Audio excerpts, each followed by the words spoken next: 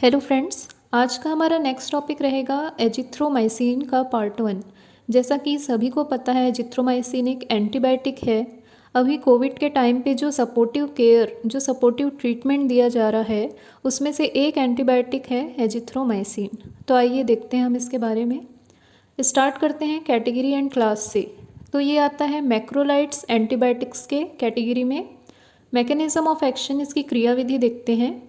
It is binds to 50S ribosomal subunit of susceptible microorganism and blocks dissociations of peptidyl tRNA from ribosomes, causing RNA-dependent protein synthesis to arrest, does not affect nucleic acid synthesis। इसका मतलब ये है कि जितने भी micro organism हैं जिसके कारण हमें इन्फेक्शन होता है, उन माइक्रोसोम्स में, उनके सेल्स में जो राइबोसोम सब यूनिट होता है जिसका नाम है 50S, है ना, उसे क्या करता है, ये एजिथ्रोमाइसिन जाके बाइंड करता है। बाइंड करने के कारण जो राइबोसोम्स के tRNA हैं, जो कि क्या काम करते हैं, कोई भी बाहर से आक्रमण होने पे हमारे बॉडी में जो उन सूक्ष्म जीवों के सेल्स हैं उनमें क्या होता है, एक मैसेज कंडक्ट होता है। उस मैसेज में राइबोसोम्स का क्या है, बहुत ही अहम भूमिका होता है ना। तो उस राइबोसोमल का जो पेप्टाइडिल tRNA होता है वो मैसेज को ट्रांसफ़र करने का काम करता है उससे अलग होकर।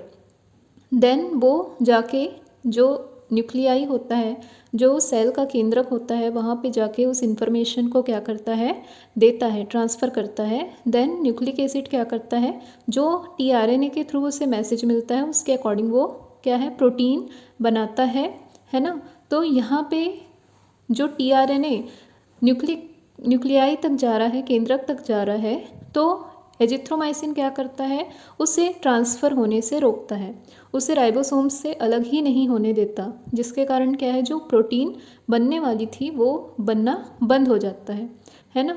न्यूक्लिक एसिड के संश्लेषण को ये प्रभावित नहीं करता। मीन्स न्यूक्लिक एसिड सिंथेसिस, जो हमारा DNA RNA का बेसिक स्ट्रक्चर है ना, उसे उसके निर्माण में, उसके संश्लेषण में ये कोई भी अफेक्ट नहीं करता।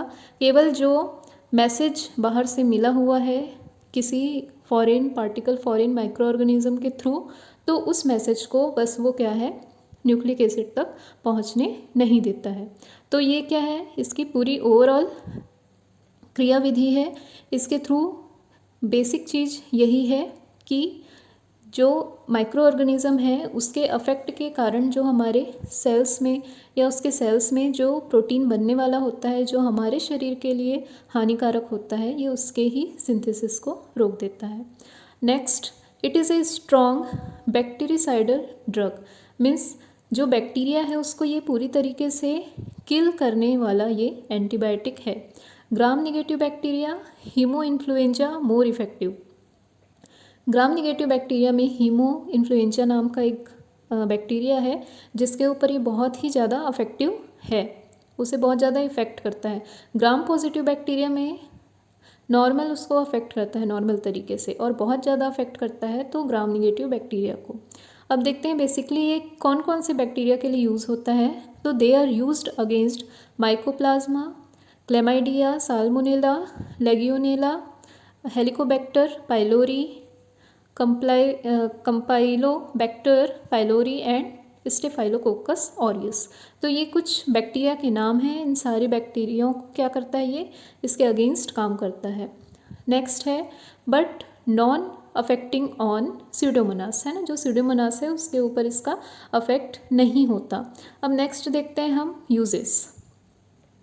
फेरिंजाइटिस, गला खराब होता है अगर, तो उस केस में भी एजिथ्रोमाइसिन चलाया जाता है। टॉन्सिलाइटिस, टॉन्सिल जो नॉर्मल हमारे गले में होता है वो उसमें क्या हो जाता है, स्वेलिंग आ जाता है, तो उसे हम क्या बोलते हैं, टॉन्सिल का फूल जाना, टॉन्सिलाइटिस। उस केस में भी एजिथ्रोमाइसिन चलाया जाता है। खांसी, कफ में, निमोनिया अगर हो जाता है तो उस केस में भी। रिस्पिरेटरी ट्रैक्ट इन्फेक्शन में, श्वसन मार्ग में अगर कोई संक्रमण हो गया है तो उसके ट्रीटमेंट में भी एजिथ्रोमाइसिन दिया जाता है।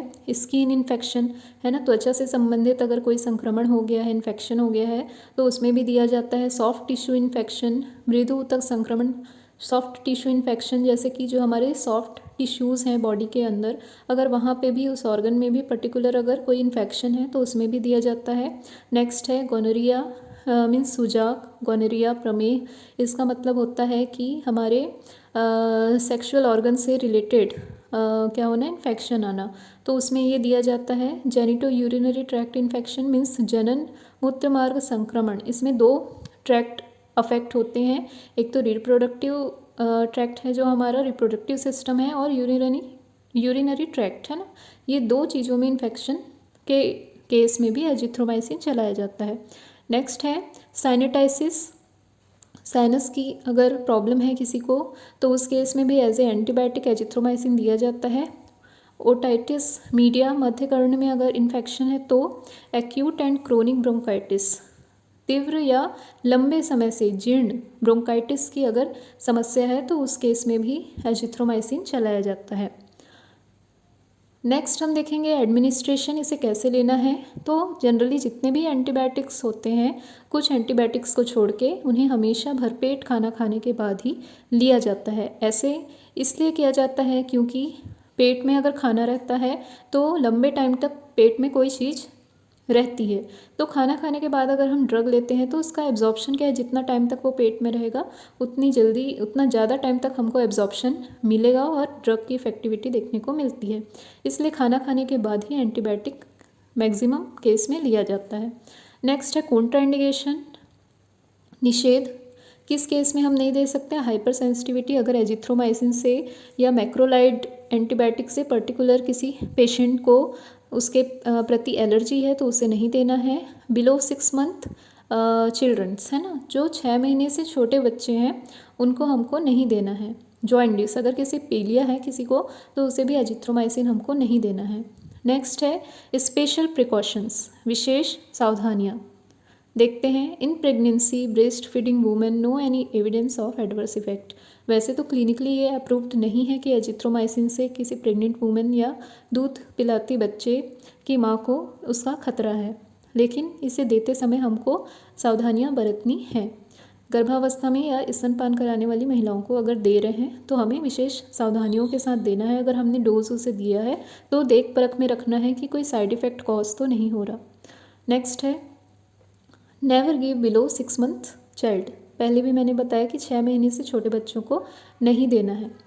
Above 6 months child and older patients need to give in reduced dose, अगर हम 6 महीने से ज़्यादा उम्र के बच्चे को दे रहे हैं या जो हमारे बूढ़े पेशेंट्स हैं है ना, बड़े रोगी हैं, उनको क्या है, हमें एजिथ्रोमाइसिन देना है, दे सकते हैं लेकिन घटी हुई मात्रा में, डोज कम करके। किडनी डिसऑर्डर, अगर गुर्दे का विकार है किसी को तो उसको हमको नहीं देना है। लीवर डिसऑर्डर, इनको भी अगर दे रहे हैं तो क्या है, रिड्यूस डोज में देंगे है ना, विशेष देख रेख में देंगे। देन नेक्स्ट है इंटेस्टिनल डिजीज़, अगर हाथों से रिलेटेड किसी को बीमारी है तो उसे भी हमको ध्यान रख के देना है।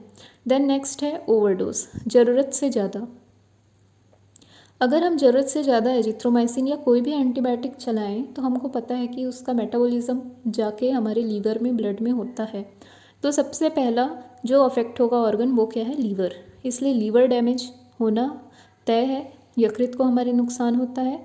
नेक्स्ट है इरेगुलर हार्ट रिदम, अनियमित हृदय का ताल है ना, क्योंकि लीवर में ही सारे ब्लड का क्या है वहाँ से होके गुजरता है, मेटाबॉलिज्म होता है ना वहाँ से, तो क्या है, अगर ब्लड में कहीं ना कहीं अप डाउन होगा तो कहीं ना कहीं वो हमारे हार्ट को भी अफेक्ट करेगा।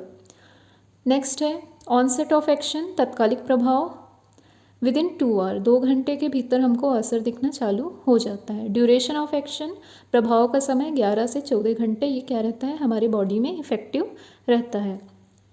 तो आज के क्लास में सिर्फ इतना ही। नेक्स्ट क्लास में हम बचा हुआ पोर्शन कंप्लीट करेंगे एजिथ्रोमाइसिन के बारे में।